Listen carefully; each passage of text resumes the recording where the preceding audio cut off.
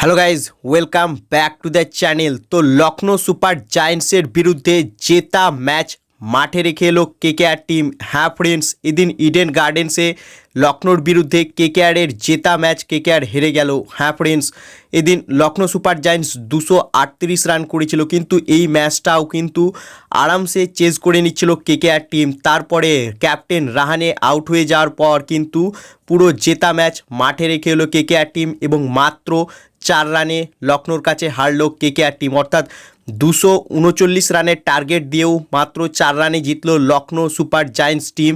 কিন্তু এই ম্যাচটি পুরোপুরি কেকেআরের ছিল, তাদের হাত থেকে কিন্তু হাতছাড়া হলো এই ম্যাচটি। তো এদিন লখনৌর বিরুদ্ধে কেকেআরের হারের মূল কারণ হচ্ছে যে ব্যাক এন্ডে কেকেআরের ব্যাটিং কিন্তু আবারও কোল্যাপস করেছে। হ্যাঁ ফ্রেন্ডস, রাহানে আউট হওয়ার পর 25 রানের মধ্যে 5 উইকেট হারিয়েছে কেকেআর টিম এবং শেষমেশ 4 রান শর্ট হয়ে যায় কেকেআর, আর 4 রানেই কিন্তু তারা ম্যাচ হেরে যায়। হয়তো আর এক বল থাকলে রিঙ্কু সিং ম্যাচটা ফিনিশও করে দিতে পারতো, কিন্তু হর্ষিত রানার ক্লুলেস ব্যাটিং। হ্যাঁ ফ্রেন্ডস, যেখানে রিঙ্কু সিং নন স্ট্রাইকারে রয়েছে, হর্ষিত রানার উচিত যে সিঙ্গেল নিয়ে তাকে স্ট্রাইকে নিয়ে আসার, কিন্তু হর্ষিত রানা কেন হিট করতে যাচ্ছিল আর সেখানে একটা বল সে ডট করে দিয়েছে। অর্থাৎ লাস্ট ওভারে কিন্তু জয়ের জন্য 24 রানের দরকার ছিল, যেখানে হর্ষিত রানা প্রথম বলেই স্টেপ আউট করে 4 মারে, দ্বিতীয় বল সে ডট করে দেয়। অর্থাৎ প্রথম বলটাই যদি সে সিঙ্গেল নিয়ে রিঙ্কুকে স্ট্রাইকে নিয়ে আসতে পারতো তাহলে হয়তো রেজাল্ট আলাদাও হতে পারতো, কিন্তু ক্লুলেস ব্যাটিং করেছে কিন্তু হর্ষিত রানা। এছাড়াও কেকেআরের টিম ম্যানেজমেন্টে যারা রয়েছে, অর্থাৎ এই টিমটাকে যারা পরিচালনা করছে, তারা কিন্তু একেবারেই এদিন স্ট্র্যাটেজিলেস ছিল। কারণ রামানদীপ সিংকে 5 নম্বরে ব্যাট করতে পাঠিয়েছে। ভাই, তুমি ইম্প্যাক্ট প্লেয়ারে রঘুবংশীকে নিয়ে এসেছো।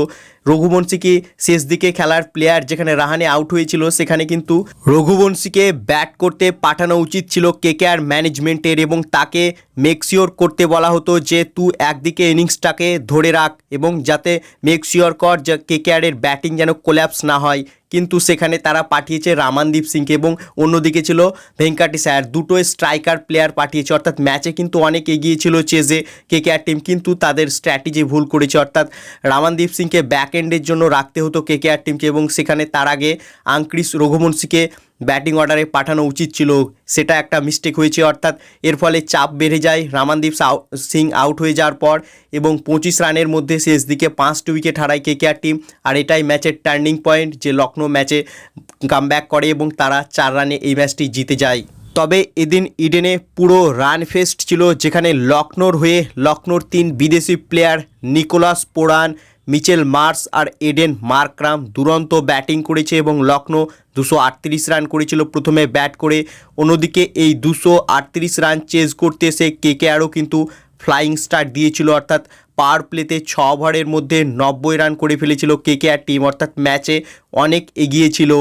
এবং যখন থেকে রাহানে আউট হয়ে যায় তারপরেই ম্যাচটা কিন্তু ঘুরে যায় লখনৌর দিকে, যেখানে শার্দুল ঠাকুর রাহানেকে যে ওভারে আউট করে সে ওভারে সে পরপর 5টা ওয়াইড বল করেছিল এবং তারপরেও কিন্তু শেষমেশ ফুল টস বলে রাহানে আউট হয়ে যায়, আর কেকেআর কিন্তু সেখানেই ম্যাচটা হেরে যায়। এবং কেকেআর টিম ম্যানেজমেন্টের সবচেয়ে বড় ভুল ছিল যে সেখানে আঙ্ক্রিস রঘুবংশীর জায়গায় তারা রামানদীপ সিংকে ব্যাট করতে নামিয়ে দিয়েছিল। অর্থাৎ দুই দিক থেকে কেন স্ট্রাইকার ব্যাটসম্যান দরকার, অন্যদিকে তো ভেঙ্কাটেশ আয়ার ছিল, অর্থাৎ আঙ্ক্রিসকে পাঠানো উচিত ছিল এবং তাকে বলা উচিত ছিল যে একদিকে তুই ইনিংসটাকে ধর, অর্থাৎ ব্যাটিং কোল্যাপস যেন না হতে দেয়।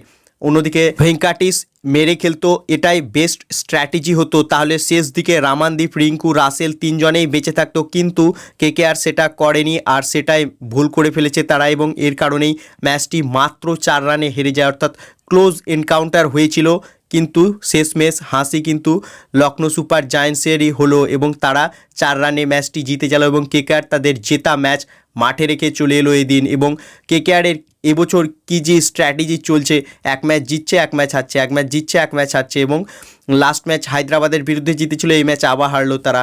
বাকি তোমাদের মতে লখনৌর কাছে কেকেআরের হারের মূল কারণ কি তা কমেন্টে লিখে জানাও, এবং ভিডিওটি ভালো লাগলে ভিডিওটিকে করো লাইক এবং পরবর্তী আপডেট পাওয়ার জন্য চ্যানেলকে করো সাবস্ক্রাইব। ধন্যবাদ।